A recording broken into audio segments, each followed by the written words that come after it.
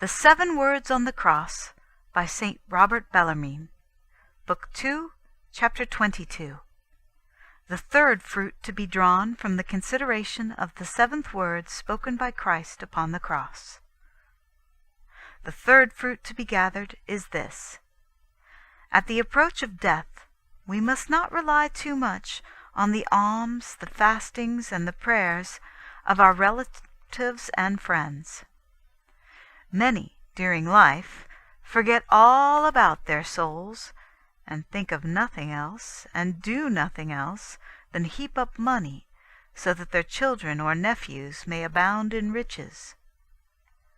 When death approaches, they begin for the first time to think of their own souls, and as they have left all their worldly substance to their relatives, they also commend to their relatives their souls, to be assisted by their alms, their prayers, the sacrifice of the Mass, and other good works. The example of Christ does not teach us to act in this manner.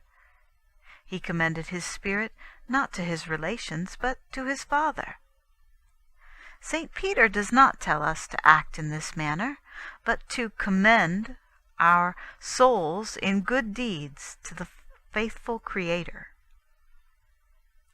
I do not find fault with those who order or seek or desire that alms should be given and the holy sacrifice offered for the repose of their souls. But I do blame those who place too much confidence in the prayers of their children and relatives, since experience shows us the dead are soon forgotten.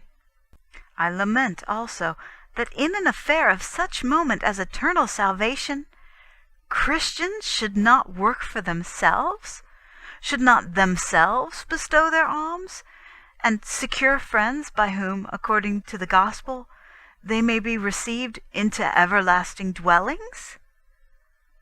Lastly, I severely reprehend those who do not obey the Prince of the Apostles, who orders us to commend our souls to our faithful Creator, not by our words only, but by our good deeds.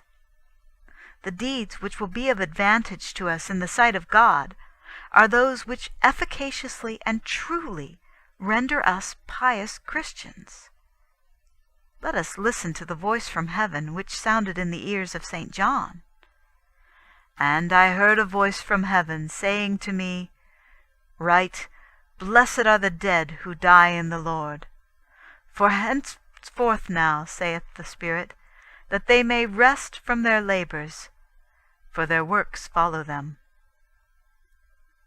The good works, therefore, that are done whilst we are living, and not those which are done for us after death by our children and relatives, are the good works which will follow us, particularly if they are not only good in themselves, but, as St. Peter, not without a hidden meaning, expresses it, they are well done.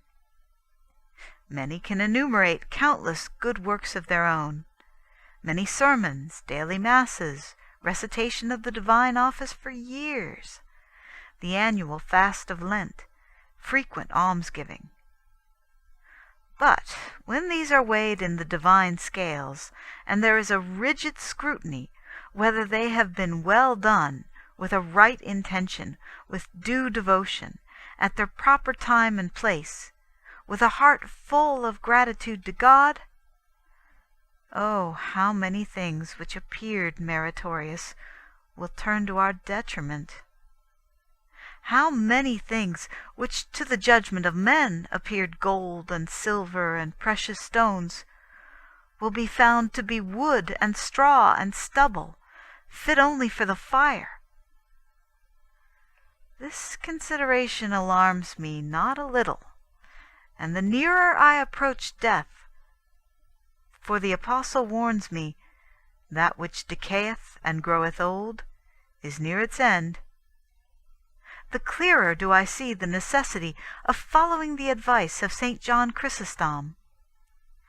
That holy doctor tells us not to think much of our good works, because if they are really good, that is, well performed, they are written by God in the book of life, and there is no danger of our being defrauded of our just merits.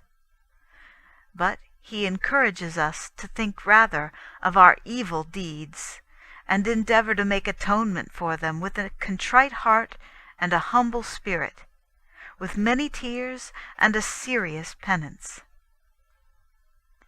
Those who follow this advice may exclaim with great confidence at the moment of death, "Into thy hands, O Lord, I commend my spirit. Thou hast redeemed me, O Lord, the God of truth." End of chapter 22.